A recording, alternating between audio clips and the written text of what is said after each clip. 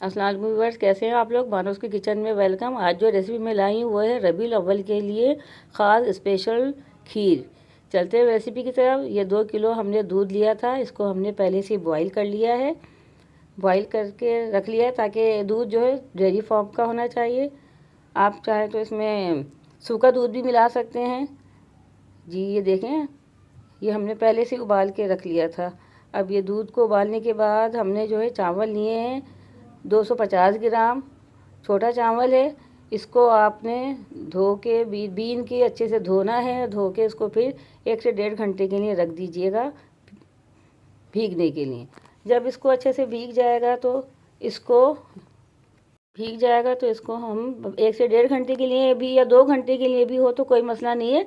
अगर आप चावल भिगो रहे हैं गर्मियों में तो इसको फिर फ्रिज में रख के 1.5-2 घंटे के लिए, जितने भी घंटे के लिए आप कर सकते हैं, ये कोई मसला नहीं है। अभी तो खैर मौसम बहुत अच्छा है तो हमने इसको नॉर्मल उस पर रखा हुआ है, अपने किचन में ही है। और ये हमने चावल भिगो लिए थे 1.5 घंटे के लिए।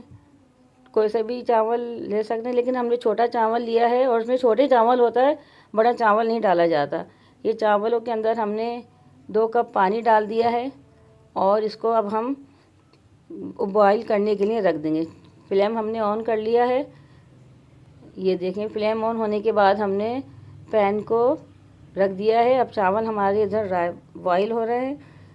अभी हमने इसको धीमी आंच कर दी है, दरमियानी आंच पे करके इसको ढककर पकाएंगे जी। ये देखें, अब आप कह रहे होंगे कि खीर में जो है डबल रोटी का क्या काम। तो ये हमने 5 ब्रेड ली हैं। ये हम आपको रेसिपी के आगे जाकर बताएंगे कि हमने इसका क्या करना है और इसकी क्यों ज़रूरत है। ये हम आपको रेसिपी के बीच में भी बता सकते हैं। तो रेसिपी से जुड़े रहिएगा। चारों तरफ से अपने डबल रोटी के ब्रेड के जो है चारों किनारे कट कर लेने हैं। आप लोगों ने मेरी रेसिपी को शुरू से लेकर आखिर तक देखना है। ये ना कीजिएगा कि बीच में से छोड़कर चले जाएं। पूरी रेसिपी देखिएगा। मैं आपको फिर बाद में बताऊंगी कि ये हमने ब्रेड क्यों लिए खीर के अंदर। आप लोग सोच रहे होंगे खीर में ब्रेड का क्या काम। ये मैं आपको आगे चल के बताऊँगी इंशाअल्लाह ताला। और जो इसकी किनारे हैं ये किसी काम के नहीं है। आप इनको चाहे तो चिड़ियाओं को या जो जानवर वगैरह हों उनको डाल सकते हैं, चींटियों को डाल दें, सब आपका काम है। तो ये कटिंग हमने कर ली है ब्रेड की। अब ब्रेड की तो हमने कटिंग कर ली। अब आ जाते हैं, हमारे चावल जो हैं माशाल्लाह बॉईल हो चुके हैं, ये देखें। और ये अब इसको हमने भगोने में ही मैश करना है। हम किसी मिक्सी जार में इसको नहीं पीसेंगे। आप चाहे तो पीस सकते हैं, लेकिन दरदरा पीसना है आपने, इसको बारीक नहीं करना है। इसीलिए हम इसको पैन में ही मिक्स करेंगे, इस तरह मैश करेंगे कि ये एकदम दरदरा सा हो जाए ना, क्योंकि चावल जो हैं वो हमें इसी पोजीशन में चाहिए, जैसे जो हमें चाहिए ना वो इस तरीके से। हमारी मदर भी इसी तरह करती थी तो हम भी उन्हीं के बताए हुए तरीक़ों को फॉलो करते हैं। तो ये देखें चावल किस तरह हमने मैश किए हैं, पैन के अंदर ही किए हमने।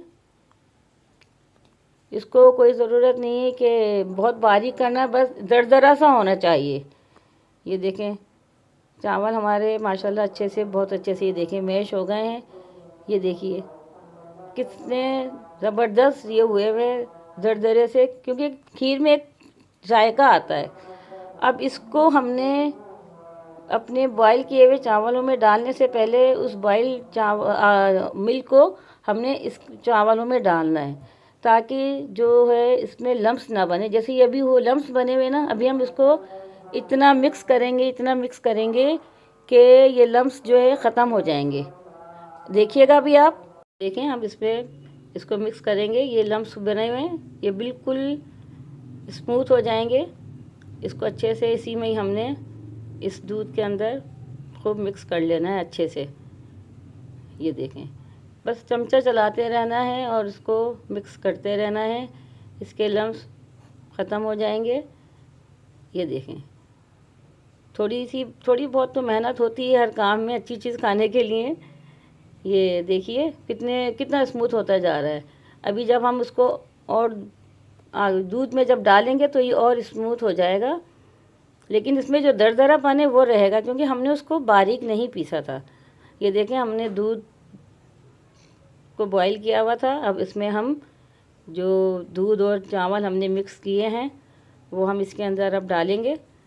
और ये देखिएगा कि हमने दूध के अंदर किस तरीके से चावलों को डालकर मिक्स करते गए हैं और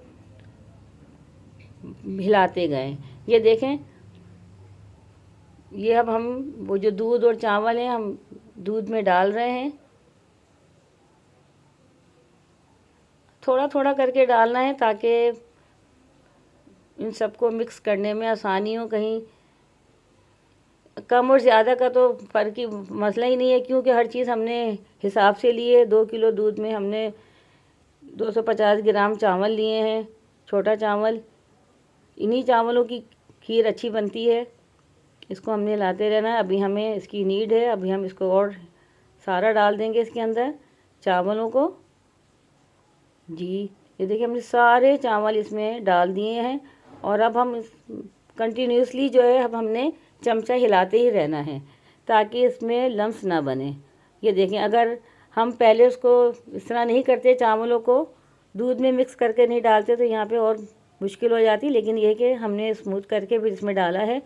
ये देखें, अब थोड़ी सी देर के लिए हम इनको पकने के लिए देंगे।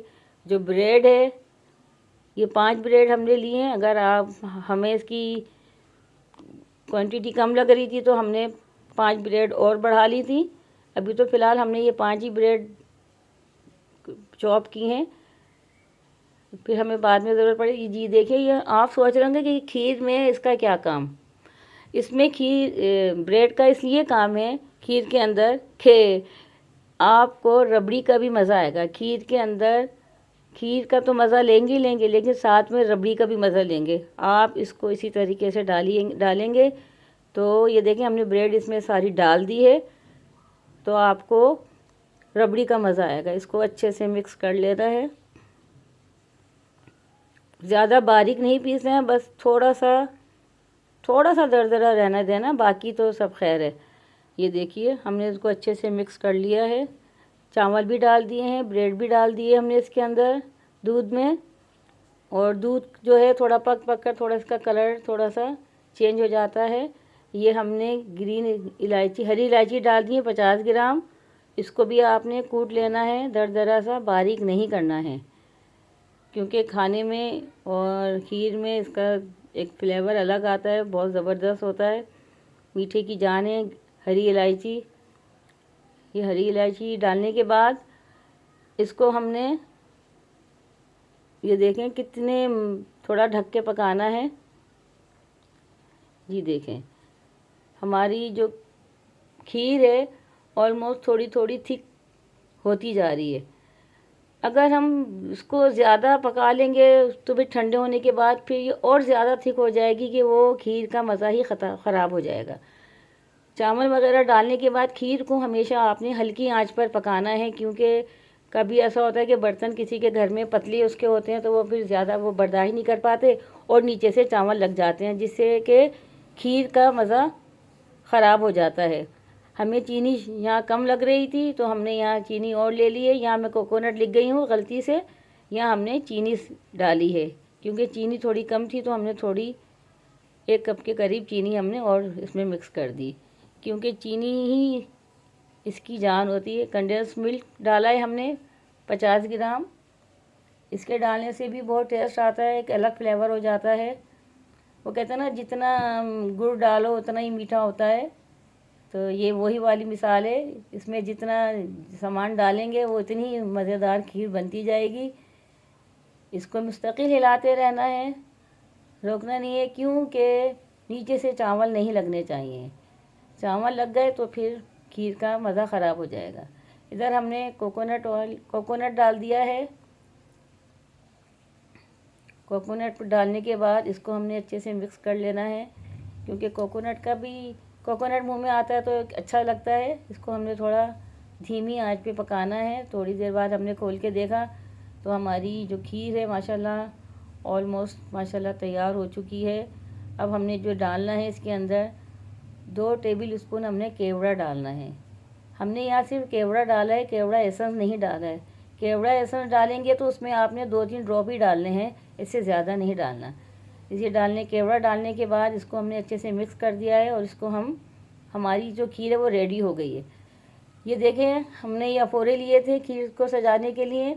इनको हमने आधे घंटे के लिए पानी में भिगो दिया था, फिर अच्छे से पानी से वॉश करके इनको खुश करके यहाँ टेबल पे रख दिया है। ये रबीउल अव्वल की खीर है। हमारे आका हज़रत मोहम्मद मुस्तफ़ा सल्लल्लाहु अलैहि वसल्लम की पैदाइश का खुशी का दिन है, तो हम अपनी टेबल को गुलाब के फूलों से सजा रहे हैं और कहते हैं ना कि गुलाब की पत्तियों में मेरे आका हज़रत मोहम्मद मुस्तफ़ा सल्लल्लाहु अलैहि वसल्लम की जो है पसीने की खुशबू है, तो ये और ख़ूबसूरती लगती है। और इसकी तो खुशबू ही, इन फूलों की तो खुशबू ही सबसे अलग है और वाकई लगता है कि इसमें हमारे आका के पसीने की खुशबू है, जो इतनी खुशबू आती है माशाल्लाह से।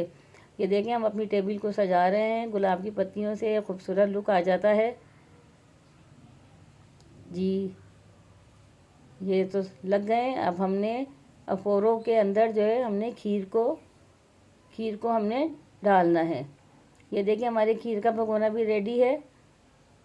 ये देखें खीर माशाल्लाह कितनी, इसकी थिकनेस देखें आप लोग कि ना ये ज़्यादा पतली है ना ये ज़्यादा थिक है, बस नॉर्मल है कि ठंडी होने के बाद भी ये एकदम थिक रहेगी, ज़्यादा पतली नहीं होगी।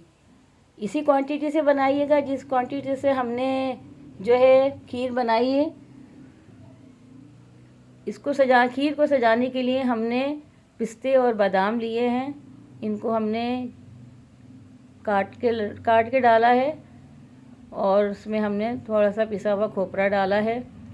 खोपरा डालने के बाद अब हम इसकी सजावट ही जो है, इसको हम चांदी के वर्क से सजाएंगे।